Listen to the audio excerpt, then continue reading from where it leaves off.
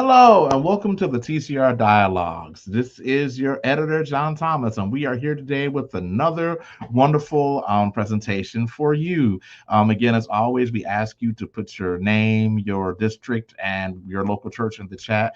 We are excited to have with us today I'm about to say Reverend Doctor, but Mr. Aku Cromwell, who is the head of global security for the African Methodist Episcopal Church.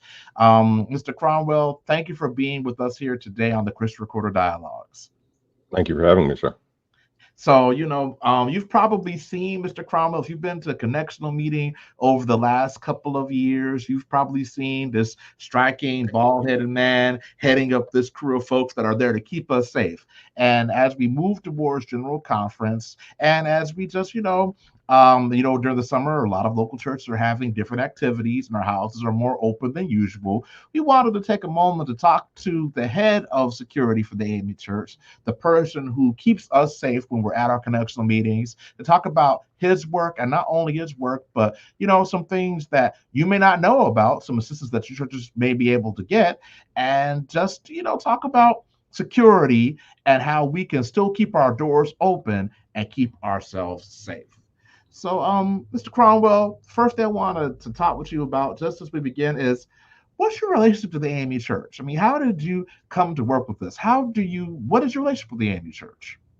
I've been raised in the AME Church. I was born in Baltimore, and I have been raised in the AME Church, first attending Bethel in Baltimore, later moved down to Georgia, being at Greater Bethel in Athens, Georgia, Trinity in Atlanta, Georgia, up here at First AME, up in the DC area. I've just been raised in the AME Church, been around the AME Church, and continue to be active. And I had a conversation based on my background and my law enforcement and international security background that led me to look for better opportunities to be able to apply my background and my skills. And now, as I'm coming toward retirement from my federal career, I am going into a full-time status, being the director of global security with the church. And I will say, we'll give shout outs to my wise colleague, who I think was one of the ones who had the conversation with you at some point, Dr. Marcus Henderson. But, you mentioned your federal job. Now, I know you can't say everything about this, but can you tell us about what are some of the experiences that you've had, and what are some of the things that you've dealt with, or just in general, your experience and what allows you to bring your unique vantage point to this position? Certainly. I had the opportunity earlier in life to have lived in West Africa during my senior year of high school. And wow. I learned some conversational French while I was there. I came back and continued some French studies in college. But through most of my life, I've had a deep interest in the Spanish language. And I continue my studies in that. But with the background in languages and the drive for international experience and living, I ended up coming after more than a decade in local law enforcement in Athens, Georgia.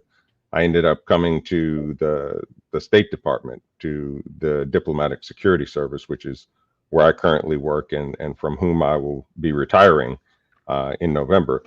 Now, for most people who are unfamiliar with the State Department's Diplomatic Security Service, it is much described as the international equivalent of the Secret Service. The Secret Service, the United States Secret Service, when protecting the president, vice president, other heads of state, has predominantly a domestic focus.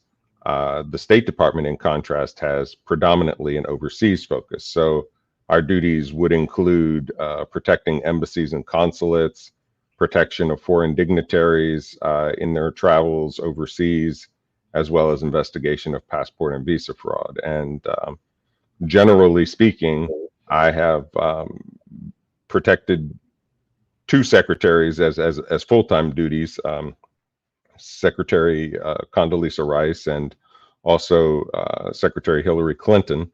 for several years. And during that time, I had the opportunity to travel to 65 countries. Wow. I still have a passion for the languages that I have come to speak over this time. So I speak, and I know that I've spoken these with you also, Dr. Thomas. Spanish, some Portuguese, French. I also speak Russian, and I'm ever trying to expand these languages, but with applicability to the church, which is where I really find this most important. I think that it is crucial to have someone who is not only able to speak the languages and interested in trying to secure us within the United States, but also trying to make sure that all of our countries and all of our districts have that representation, have that inclusion, and feel a part of the program. So when I came to this capacity, I came in with the dream, if you will, of trying to have better inclusion, better involvement, trying to engage in our districts that are overseas, within the African continent, for instance. We had the great opportunity at GDC to have paired with the security there from the 19th, and the bishop's security representative from the 19th is one who is the director of public safety in an area just outside of where we held that meeting. So my goal is to always try to get us better exposure, better understanding, and to liaise and improve our relationships. I think it's important, right before we hit our first commercial break, that we remind people that, we're a global church. I know we're a global church. And that's why I appreciate that my colleague has, made it the tagline of the finance department, a global denomination, because, we are in 40 countries. And when we have meetings in these places, and even when our people are there, I've heard stories of, bishops. Remember the 14th district when Bishop Henning was over there, almost getting literally shot at during a civil war. Bishop Richardson had a similar story when he was in Liberia. Our work in Haiti. SEDA has helped out with Haiti and making sure that when bishops could go, they'd be protected. But I think that it is not lost on me how we haven't taken a global look at, in all our areas, what are some things we can do to not only keep the bishops that go over there safe and that stay over there safe, because it's a difference when you're an AME bishop in a place as opposed to when you are at a different rank, because there are certain things that can happen to you that may not happen to other people, but also general to make sure that our parishioners are safe in these places. Y yo sé también que hablamos español con la gente, pero espero que hay alguien por lo menos aquí que entiende lo que estoy diciendo, que está escuchando eso. But 100%. That's the first thing. Like Aku and I started talking in Spanish. That's how I got to know you and enjoyed you. But I'm glad that your global eyes are on the church. We'll take our first commercial break, then we'll dig into a little bit more and how Mr. Cromwell has helped us broaden our horizons with partnerships with federal government agencies.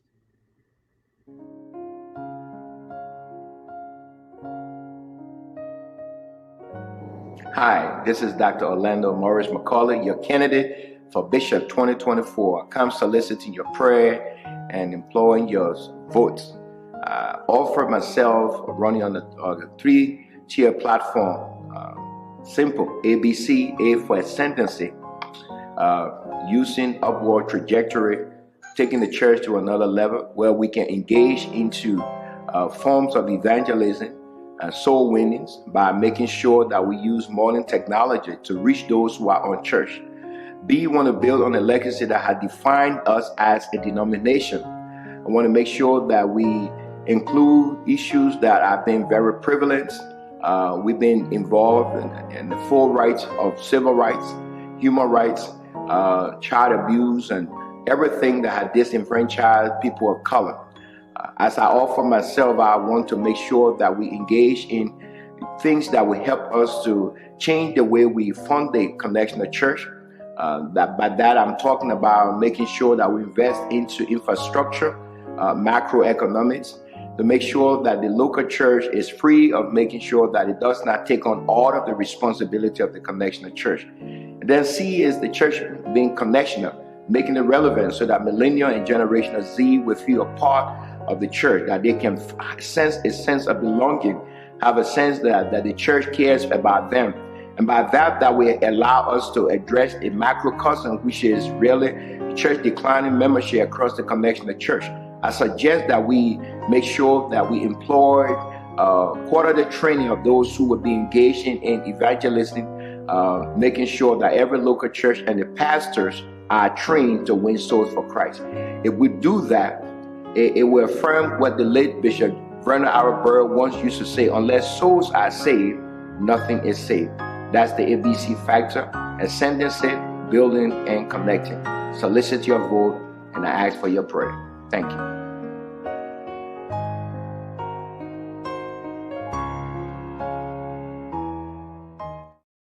We are back, and we are indeed thankful for the candidates who help us to continue to bring you this quality and informative programming to the AME Church. So, Mr. Cromwell, we're talking about your experience as working for the federal government and your relationship with the church. So over the last, I think 2.5, 3 years that you've been employed with us, you have exposed us to some various initiatives. So can we talk a little bit about first of all, what are some of the changes that we have seen happen at these meetings? And I know the first thing people said is, where did these magnetometers come from? And who are all these new people? So can you talk a little bit about those changes, why they were made, and how we can best navigate them? Absolutely. Yes, sir. I know that everyone is, of course, tragically familiar with the Emanuel 9 situation. What many of us are unaware of is the fact that there have been further attempts. There was an attempt in Gainesville, Georgia, shortly thereafter, where a juvenile female made an attempt to target us also, and she was arrested and she is serving time. But in addition to that, there have been other times that we have been the target of violence intentionally, such as the Buffalo grocery store shootings. Several of us, and that was a targeting of the Black community, but several of those who were killed were AME members. And we continue as a denomination, because of the depth and breadth of our connections, we continue to be victims. Within that same year, another situation of violence occurred with 3 University of Virginia football students who were shot and killed by another student when they had returned from a field trip. And one of those was also AME. The extent to which we are impacted as a denomination by violence is tragically high. Now, with that said, I know that current media, there's some discussion about the trends overall of violence. I will not try to make it seem bigger than it is. We continue to have problems with violence, but I'm glad to say that overall there is a slight decrease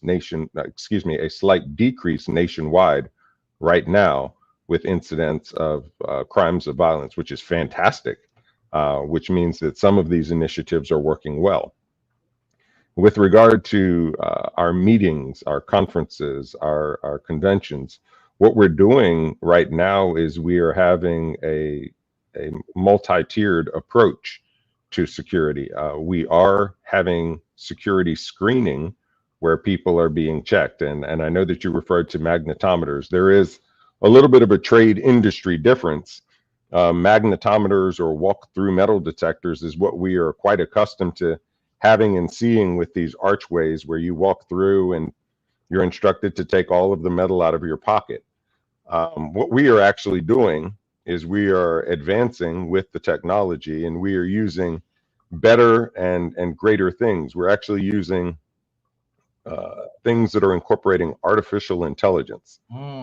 So what we are using right now, pardon me, is a system that is referred to as Evolve. Now, there is also a competitor called OpenGate, to be fair to them, but Evolve and OpenGate are pretty much the two that are being more commonly used. So what Evolve and Open Gate are doing is they are using artificial intelligence to be able to scan the individual walking through and assess whether or not the items that are on their person pose a threat. So in contrast to what we're accustomed to with walk-through metal detectors or magnetometers, where you have to empty all of the coins and keys and telephone, if you were to be walking through the Evolve system, for instance, and have your smartphone in your hand, even if you're carrying on a conversation, you can go through and it won't be a problem. You can go through with keys in your pocket and it won't be a problem. If you go through with a knife or a gun or other weapons, it will flag and you will be pulled to the side. So the advantage that this has is that the great masses of us who are not carrying these weapons into these venues, we're going to be able to walk through without any issue.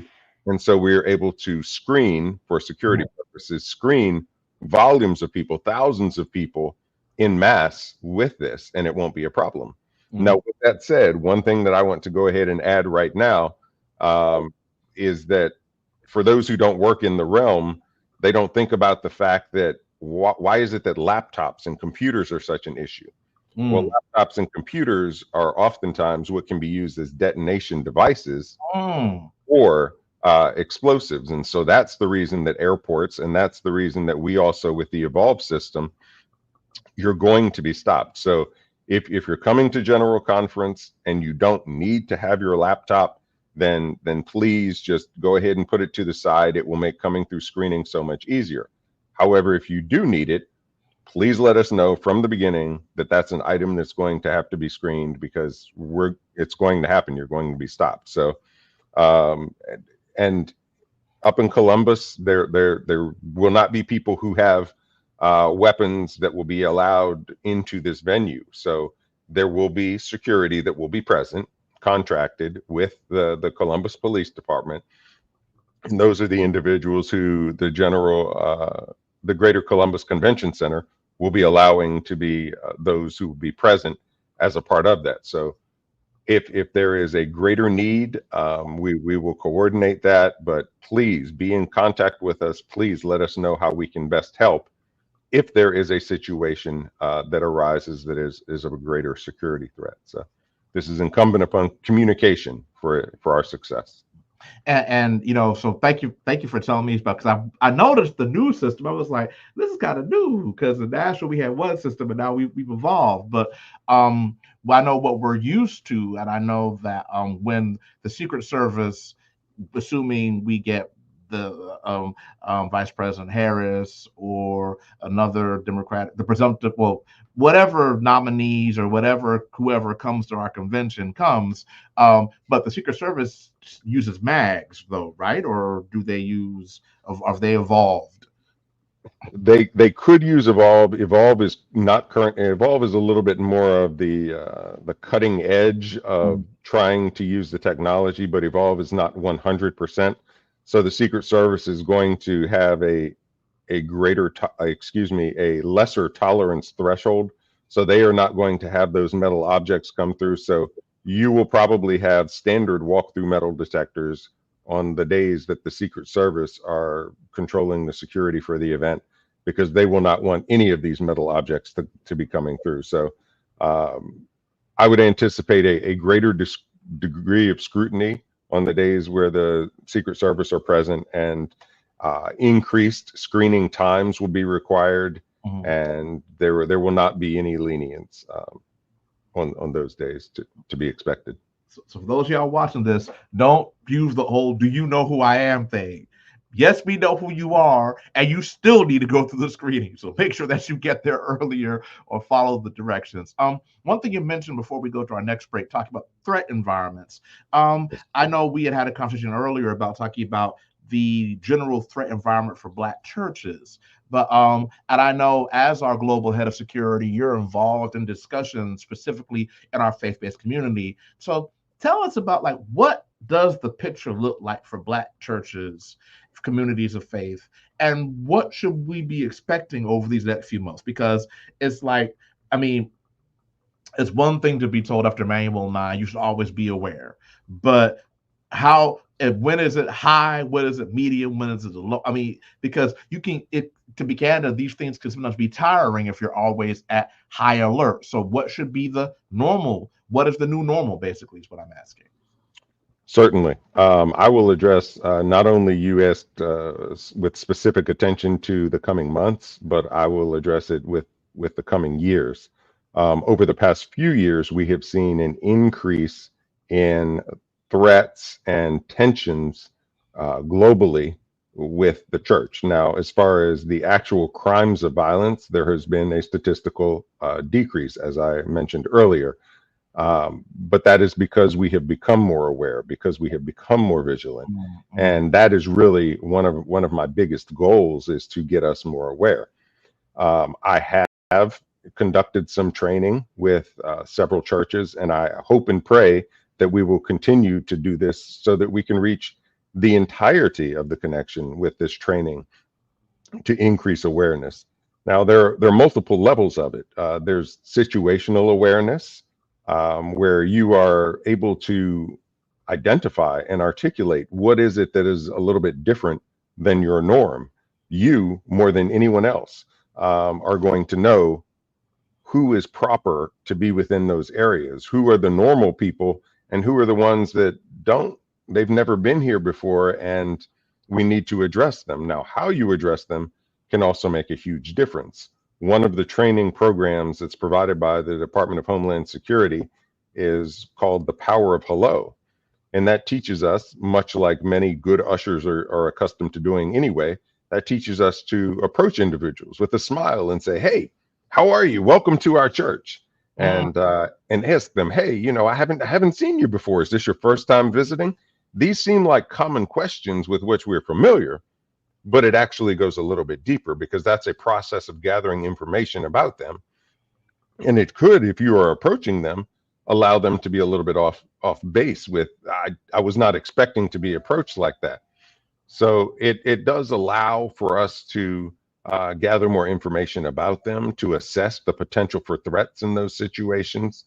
But it also allows us to still build those bonds with a person who might be looking for a new church home. So it is a multi-phasic approach.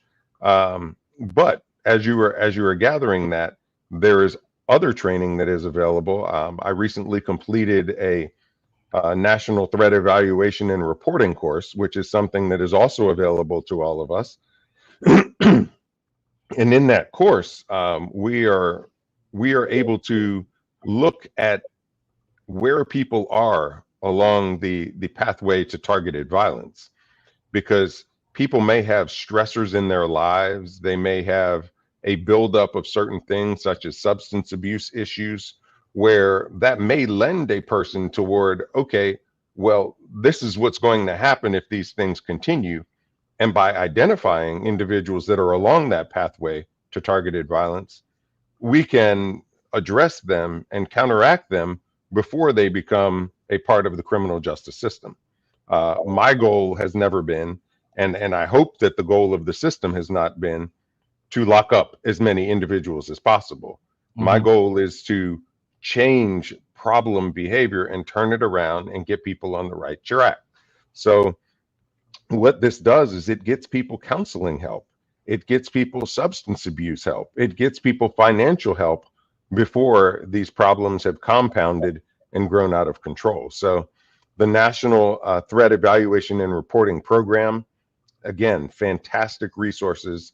And we need within that realm to have people not only who are counselors and medical personnel, but also people of the cloth, people of the faith, who can be a part of it in order to say, well, let's get them in the church. Let's get them on the right track. So that is another element. But there are many programs. The Center for Prevention programs and partnerships is an element of the Department of Homeland Security that reaches out in order to try to increase our awareness. The CISA, the Cybersecurity and Infrastructure Security Agency, is the one that provides overall this training. So we have many ways that we can get people trained for free in every corner of the United States And there are other training opportunities that I can help liaise for those that are overseas. So we want to get everyone trained to the maximum extent possible. Wow. And so I would ask if our tech team could flash, we're going to flash it several times, but Aku has graciously shared with us his email that you can contact with him, as well as his number. And so we're going to hold this here for a second. This is Aku Cromwell, our Director of Global Security for the AME Church. For those of you who are listening who want to hear more about the programs that we have that are international programs for our brothers and sisters listening to us in districts 14 to 20, as well as areas in 1 through 13 that are outside the U.S., we can help you secure your churches. And we'll talk a little bit more about things that your local church should be doing already after our next commercial break.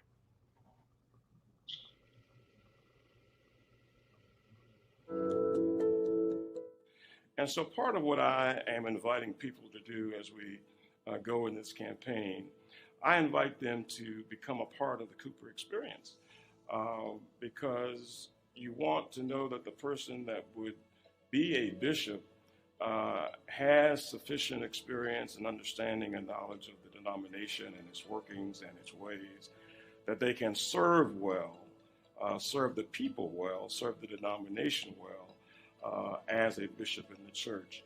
And so I'm asking people to become a part of the Cooper experience, because I believe it is the kind of experience you can trust. You can trust me to do well, be well, and administer well as one of the bishops of the church. And so I ask you to become a part of the Cooper experience, because it is an experience you can trust.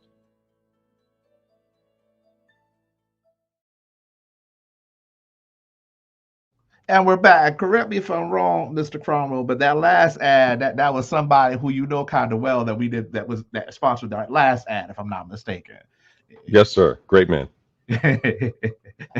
So you can tell the people that Dr. Cooper and Mr. Cromwell are related very closely. That's all right. So let's talk a little bit more about these local churches. And for example, I know that some churches are saying, well, do I need to have a local director of security? Do we need to start training our usher board? I mean, what are some things that your church should do tomorrow to make yourselves better prepared, and also, like you said, better prepared to serve and better protected? You mentioned the power of hello, and I remember that training, but what are some things you should do? Like I've heard some churches have started having,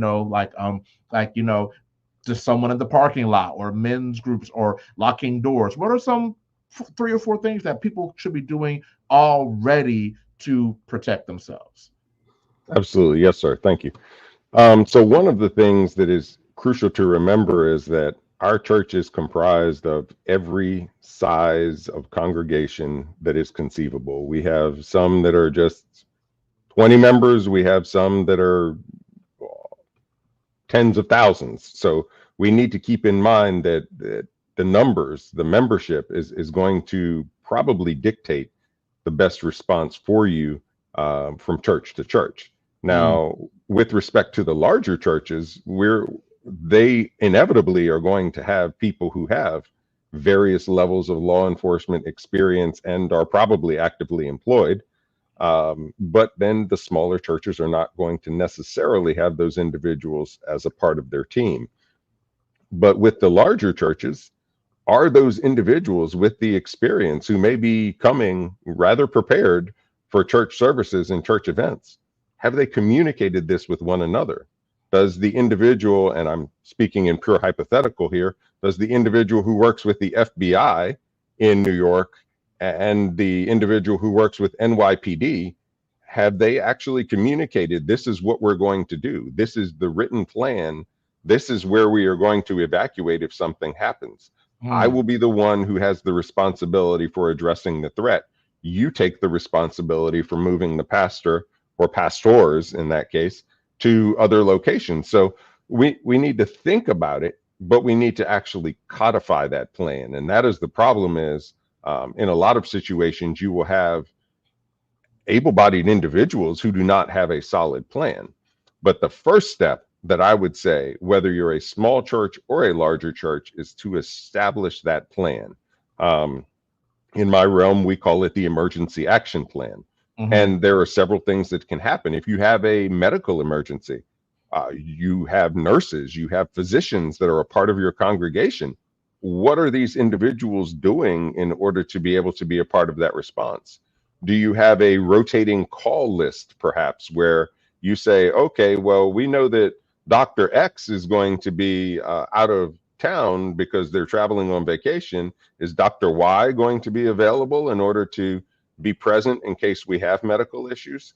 So I know that, to the credit of the IHC, to the International Health Commission, that they have a plethora of doctors who are going to be working with us also during General Conference, and they have this coordination. They have the preventative measures that are being out there. So they're enforcing people to stay hydrated, to walk properly and be aware of their cooling.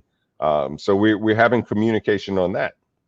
Additionally, with regard to the emergency action plan, as you said, we are in 40 countries. We are all around the globe. What is the communication as far as when disasters occur? When Hurricane Beryl was coming across the northern edge of South America and coming through the Caribbean, I was in touch with Bishop Sanders in order to let him know, hey, this is the progress of the storm, and this is where we're anticipating that. And FEMA, for the U.S. resources, is going to be on the ground there and ready. But we also need to be aware that there are other countries that are going to be impacted, and we are on other islands in other countries. So we need to have that communication. And great credit to Bishop Sanders for replying and saying, yes, I've already been in contact with them. They're doing okay, and things are progressing.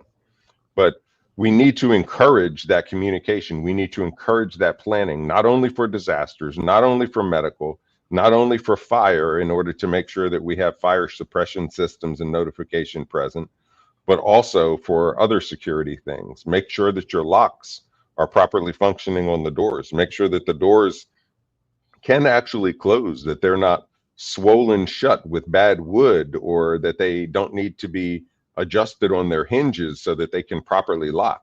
Check them in all of these emergency paths. Make sure that the pathways are not obstructed if you have to get out in the event of a fire, in the event of an attack.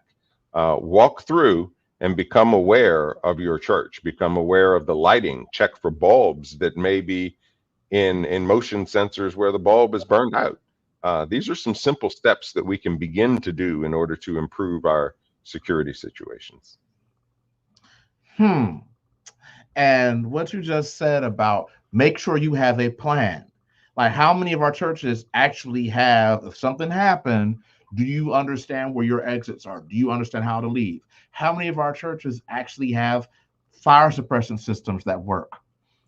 And some of those things that you mentioned, checking your doors, the grants that the federal government is giving will help you work on your doors and things that we may not think about until it's too late. Yes, sir. And with specific mention to the grants, in 2022, the Nonprofit Security Grant Program awarded over $250 million to those who applied for that. And these are to help, excuse me, to help harden the targets. To use the trade terminology of soft targets, certain types of institutions, schools, and churches are typically considered soft targets, which means it's easier for them to be attacked by terrorists, whether we're talking about domestic violent extremists or whether we're talking about foreign terrorists. If you are an easier target, if you are a less aware target, that is much easier for those attackers to get to you.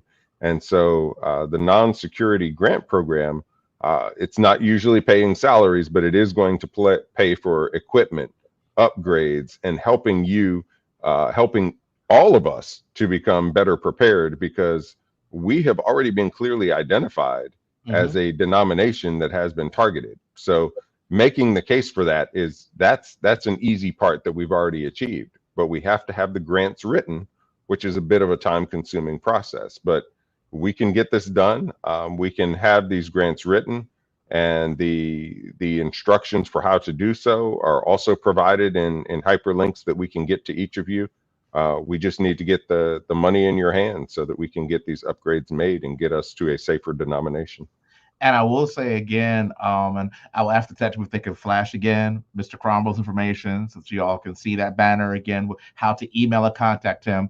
And in the email that we sent you with this broadcast, you also will see the links. And Dr. Cooper, our Chief Information Officer, has several times, as part of his partnership with the Department of Homeland Security Faith Advisory Committee, has sent out these links. So you've been getting them, but you maybe might not have known what you actually got. And about that church in Gainesville, to think about the fact that the reason why that would stop is because one of the girl's classmates had her backpack and saw that she had written about taking out a church. A girl's classmate had saw the backpack and told the teacher who stopped it. So we need to think about the fact that no church is too small or too big to be protected. We should not walk in fear, but in protection. And there's a reason why God gave us these minds and these hands to type these grants. We're going to take one more commercial break, then we're going to come back. I've got one or two more questions for Mr. Cromwell, and then we're going to let him go back to making sure that we're protected anyway while he's here, but make sure that he gives his full attention to making sure that we're still safe. So we have our final commercial break. Thank you, sir.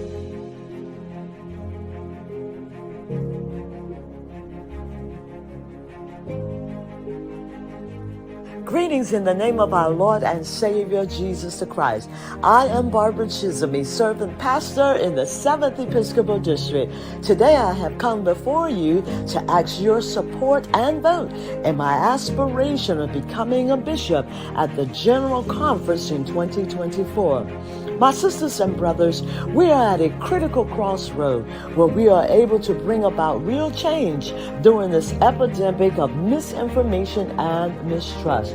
We can embrace it as an opportunity where we are able to reshape, revitalize, and create new pathways for the future that will be stronger, better, and greater. Or we may continue to do the same thing we've always done, getting the same results, and I call this insanity. You may ask me, how can we rebuild and bring about real change? Number one is trust. Continuing to trust God and elect new bishops who can earn your trust. Number two, elect new bishops who will hear the voice of laity and pastors and respond to the needs of the people. Number three, electing new bishop who will value people as priority above all else. Yes, I believe we can rebuild AME stronger, better, and greater. And I believe it begins within you and I. I am the Reverend Dr. Barbara Chisholm in becoming a bishop. Rebuilding AME starts with Reverend Dr. Barbara Chisholm, Becoming Bishop 2024. Your vote matters. I am the Reverend Dr. Barbara Chisholm, and I approve this message. Well, again, we are thankful for our candidates who have contributed their dollars to help us continue this programming. So before we go, Akra, I want to ask two things. We didn't talk much about mass shooter trainings, but I know that in where I work at a public university in Charleston, and mass shooter trainings, we just had our second one this year. Our police department has finally started rolling them out.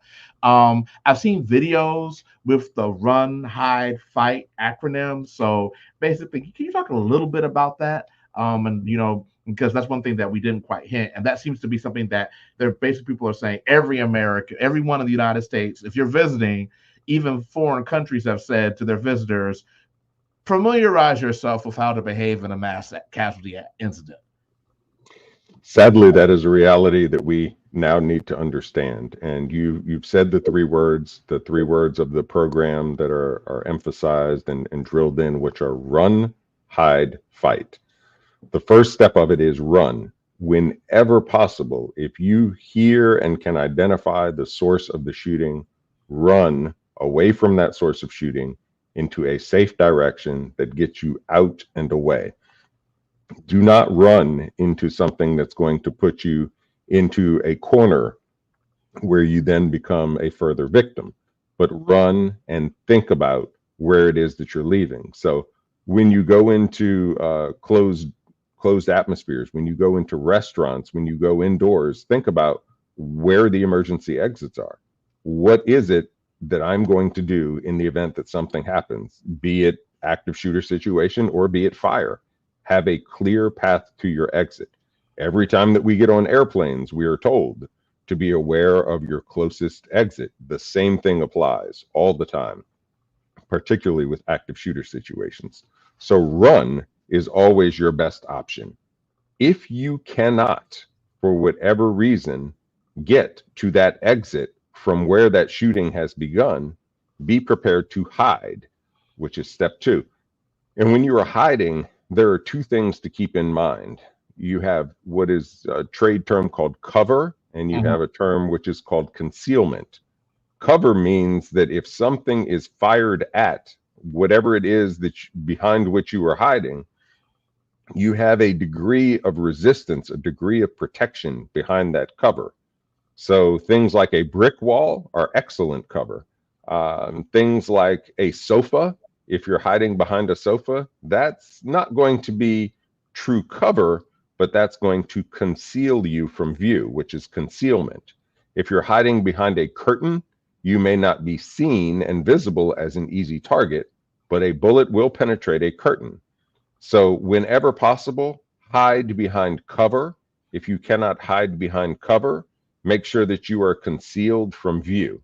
So if you are in a hallway, if you are in a church where you can get away from that source, even though you cannot get to the exit, get in behind a door. If possible, push something like a bookcase behind that door so that it blocks it, so that you have that degree of cover from bullets being fired through it.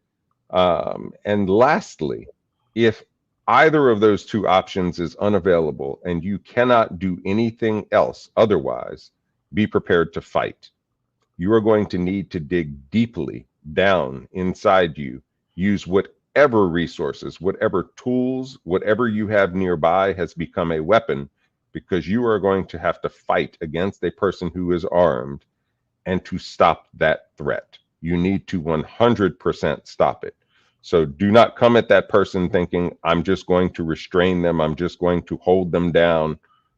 You need to stop that. You need to bring 100% of your fight in that situation. So run is always your best option against an armed attacker. Hide if you have no option to be able to get that clear pathway out, and fight if you have no other recourse left and you have to do so. Thank you, Aki, for that. So as we close, Mr. Cromwell, I just want to ask, you've shared some important information with us about your own personal journey to the AME Church. You've shared information with us about your work, in the serving in the world, about the tangible resources that we have for the grants, as well as some simple tools that we can do to take care of our churches. So as we close, just anything else you want to share with the Connectional Church? And I'm going to ask our tech team to put your info at the bottom of the banner one more time as we hear from you. Just any final words, things that you want us to know, that you're like, please, I want you to hear me say this. So, Mr. Cromwell, the floor is yours. Thank you, sir. One thing that I really want us to understand is that we are not trying to direct and dictate from the connectional level everything that needs to be done in each and every local church. What we are trying to do is provide resources, provide training, provide money that is there in order to get each of us safer.